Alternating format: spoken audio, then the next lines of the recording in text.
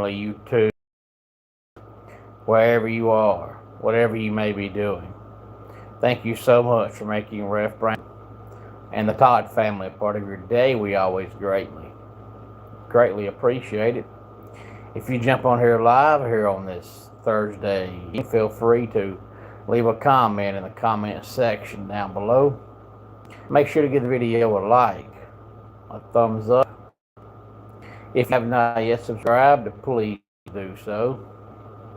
Share the video on social media platform. Make sure you click that whenever we go live. Hey Jacob, glad to have you. Good evening, Keveron. Glad to have you here. As always, tonight we're going to talk about the coaches poll. Hey there, I'm going to say it's Lopez. Glad to have you here. Tonight, coaches poll. Now, once the season starts, I don't discuss the coaches poll because there are so many other polls that are more accurate and less biased. But right now, it's the first poll of the season, so it's the only we can really talk about now. The AP poll leading up to the season will be 17.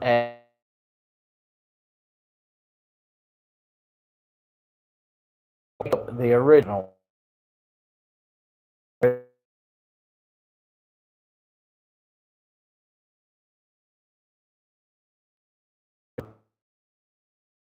First, we'll run, not literally, figuratively. Number 1, Ohio State, followed by Oregon, Georgia, Texas, and Notre Dame. And then 6 through 10, we've got Indiana, Miami, Texas A&M, Oklahoma, and Ole Miss. Then we got Alabama, Texas, LSU, USC, and BYU 11 through 15. Michigan, Penn State, Tennessee, Washington, and SMU 16 through. And then we have Utah, Clemson, Houston, and Missouri rounding out the top 25. I've never liked the coaches poll because, for one, we know that, if you're a coach and you've got a friend or a former staff member or a former colleague or a classmate that is now coaching, well, you're going to vote for his school because you know the guy. There's a coach that you can't stand, a coach that you hate, you're going to vote against him. And you know that 38 FBS schools, there's no way that a coach is watching 138 teams. You're just not. Let's not hide it and pretend we know you're not. So obviously, it's not legit. But there's always a time of the year where people have the big discussion of should preseason polls come out. There's always some that say yes, some that say no. In reality, all it is something to talk about till the season starts, because there's always a lull from the time that the College World Series and the finals end, which is around the middle of June. From that point up until football starts, still got tournaments, major sports. There's a little over 2 months there where it's kind of downtime, kind of a lull, and looking at polls is something that helps time go by. And the lull's going to be even worse next year because it's looking more and more like there's going to be no Major League Baseball season next year. So if there's not, when NBA Finals and the College World end, for those a little over 2 months between that and the time college football starts, there's going to be absolutely nothing going on. So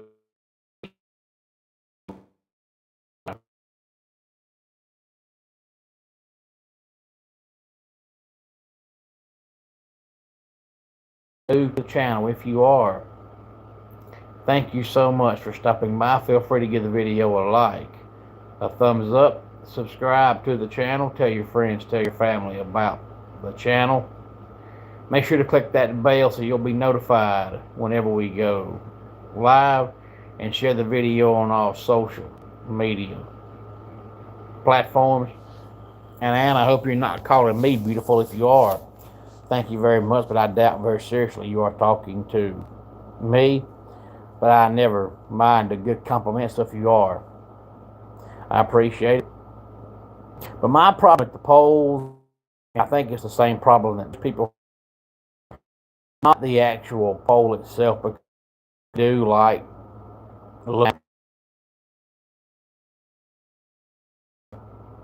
you look at, and I believe I counted 13 of the top 25 teams from last year's AP poll either finished unranked or finished well below where they originally were ranked. So basically, you got about half right and half wrong. But say they get mad about that, but it shows you how finicky sports fans are, because a lot of times, especially right now, if you look at baseball, the Dodgers have won straight. They're looking like they might win it again this year. And at one time in the NFL, the Patriots won it every year, and people complained, saying it was too predictable. So we complain about those sports being predictable, but then get mad at writers for having college football wrong because it's so unpredictable. You can't have it both ways. You can't get mad when a sport's predictable and then get mad when a sport's unpredictable. That just shows how finicky we are as sports fans. I think people claim they don't like it because of the fact most of the time it's wrong. I think the reason why the reality people don't like it is because, first of all, there's 975 polls, but we act like there's only one that matters. We act like once the season starts, and even people that vote now for the playoff go the same way. They say, well, we don't look at polls, but the one that we might take into account is the AP poll. Okay, well, if the AP poll is the only one that matters, why do we have the coaches poll and the USAPA poll or whatever? And you can look once the season starts, and there'll be polls every week. If the only one that matters is the AP poll, why do we have so many polls? Why not just have one? And if we do have 25 polls, we act like only one matters. Why is that one poll more important than all the other polls? And the second problem is, a lot of times it's not the fact that you vote somebody high, it's the fact that the writers are supposed to be experts. They're supposed to know what they're talking about and know what they're doing, so they don't want to admit they're wrong. So they'll rank a team, let's say Texas. They'll rank Texas number 4. Texas comes out and loses their first 2 games, and the writers are still say, well, I don't really want to admit that I'm wrong and say that I'm wrong, and I was high on Texas, so they're 0-2, but I'm still going to rank them 17th.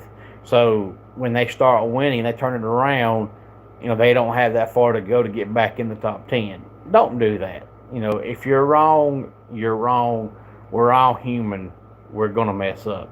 If you rank a team up high and they start out 0-1, 0-2, you ain't got to come out and say, hey, I was wrong. Just the next time you vote, don't vote the team, because now you look foolish, because you rank a team up there that obviously we can tell they're not good. I think last year, Notre Dame, they kind of turned it on come October, but they started out, I want to say, 0-2 or 1-2, and they were still ranked inside the top 15.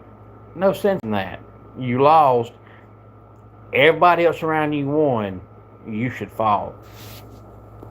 But the main problem is there's so much bias in the Big Ten and the SEC that we'll take these polls and we'll have a team. Let's take, for example, Alabama. Alabama was not very good last year, and I don't think they're going to be very good this year, even though they're starting out the season ranked number 11 in this coaches poll. We'll find out where they are when the AP poll comes out. But they're not very good. Since they start out ranked so high, they'll lose a game to, say, LSU. And then we'll rank LSU number 5, and we'll say, well, LSU's ranked because they are ranked Alabama team. Well, if you watch Alabama, Alabama's not really a ranked team. But since we have bias towards Alabama and bias towards the SEC, we want to give LSU.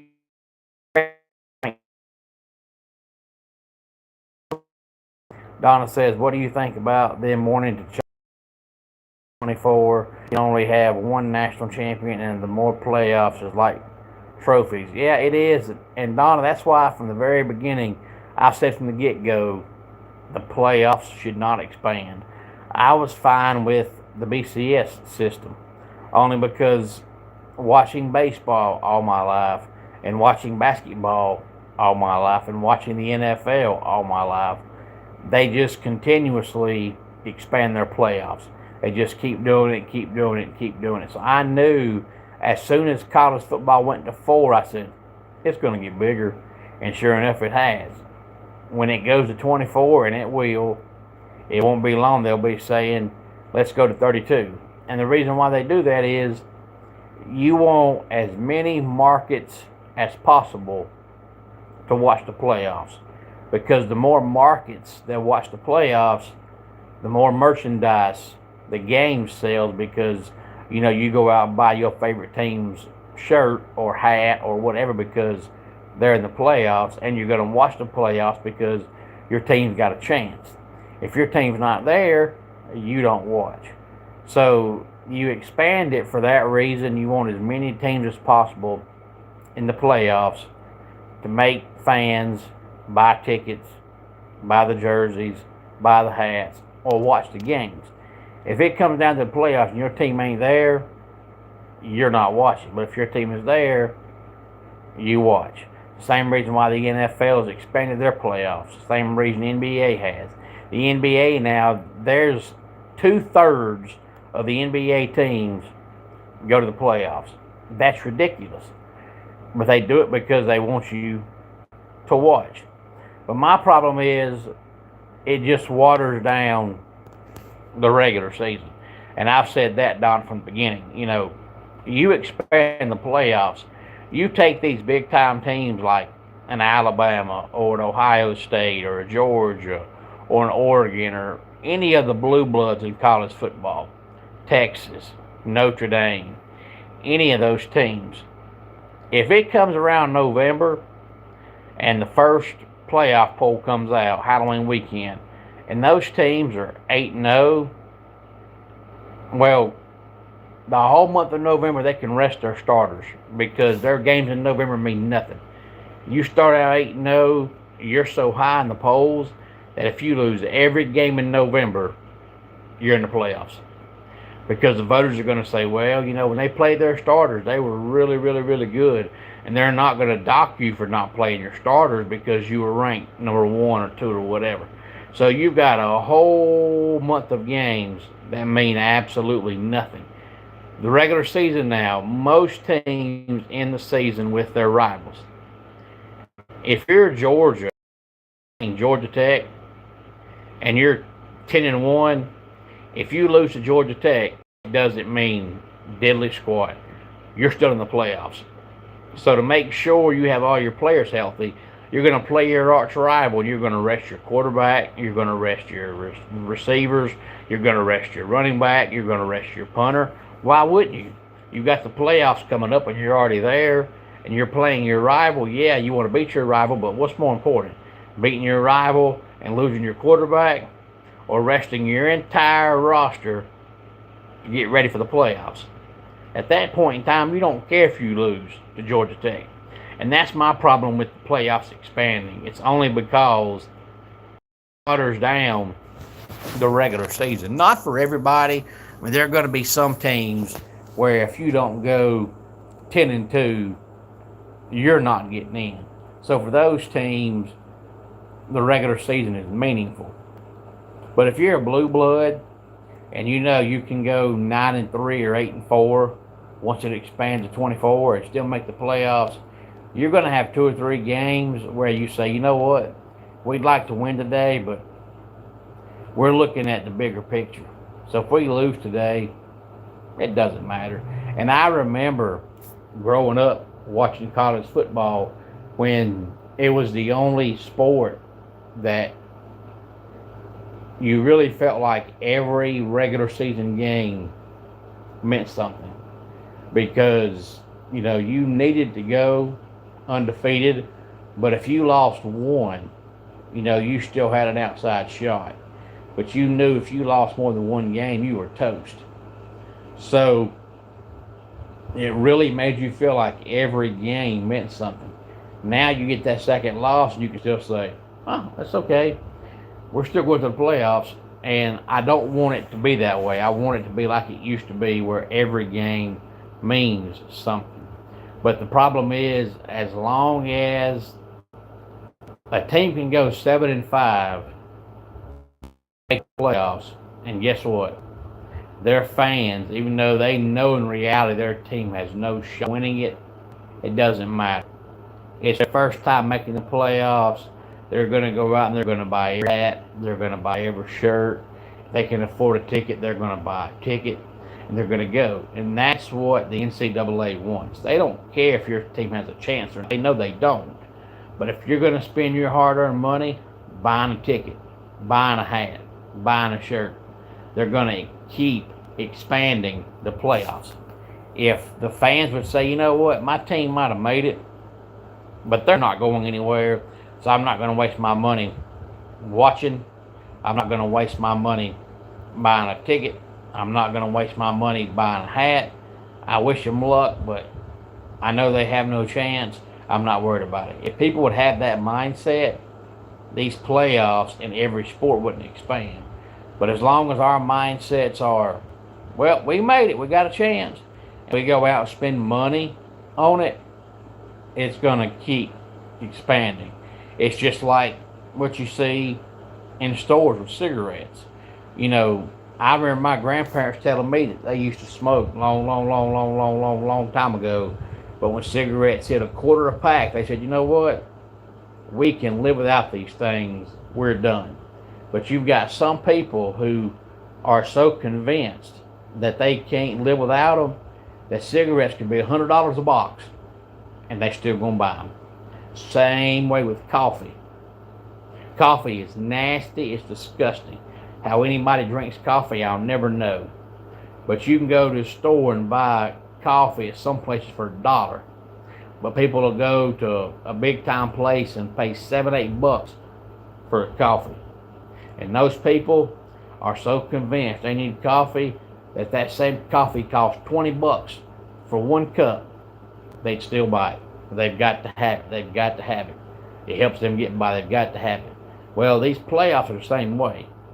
If your team makes it and you've got to have it, you've got to watch, they're going to keep expanding. As long as the consumer falls for it, they keep doing it. We talked about it the other day when I was talking about, how I despise Halloween stuff, because you go in a store now and it's early August and you already see Halloween stuff. And by the time Halloween gets here, you spent 3 months looking at Halloween merchandise, so you're ready for Halloween to, walk out the door and get out of the way. If people as consumers wouldn't go in a store on August the 5th and buy pumpkin spice candles and pumpkin spice shirts and pumpkin spice everything else, then these businesses wouldn't put stuff in stores. But we as consumers, we fall for it. We spend money on it, so they keep doing it. If we as consumers wouldn't spend money on our team squeaking in the playoffs, they wouldn't expand it. But as long as you watch and you buy a ticket and you buy merchandise, they're going to keep doing it. And my problem is it just waters down the regular season. Why not just skip the regular season and come September the 20th say, hey, if you're in the top half of the ACC or the top half of the Big Ten or the top half of the Big 12 or the top half of the SEC, you're in the playoffs.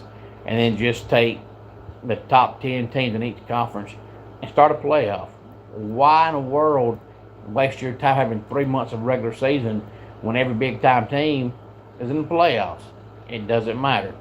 But thank you, Donna, for asking that. I enjoy getting those questions, hearing that feedback. And I don't mind the polls. I just wish once the season starts, we wouldn't rank teams high because, oh, they got to win over this ranked team.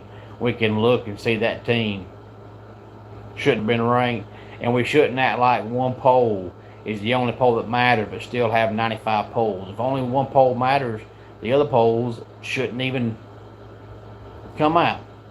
And now you really need them, because now most folks say, well, we shouldn't have a ranking until first week of October. Well, the problem is last week of October is when the playoff poll comes out. So if you don't have a voting poll until October, you've only got 4 weeks after that until the playoff poll comes out. There's not going to be a lot of changes in 4 weeks. So if you do that, then the AP poll and the playoff poll are going to look just about exactly alike, because you don't have but 4 weeks to separate them. And not a whole lot can change in 4 weeks' time. Yeah, a team can go up or down a couple of spots, but more than likely, if you're number one the first weekend in October, you're not going to be below number 12 the last week in October, because you're not going to lose every game in October. So we need something now. Otherwise, the playoff poll late October is going to look almost exactly like the AP poll. Any more thoughts on any of this, please feel free to let me know. Let's go ahead and get our dad joke of the day in here. What do you call a crab that plays baseball? A pinch hitter. And that does it for today's Ref Brandon and the Todd Family YouTube video. Until next time, it's Ref Brandon in pro wrestling. Life can be over.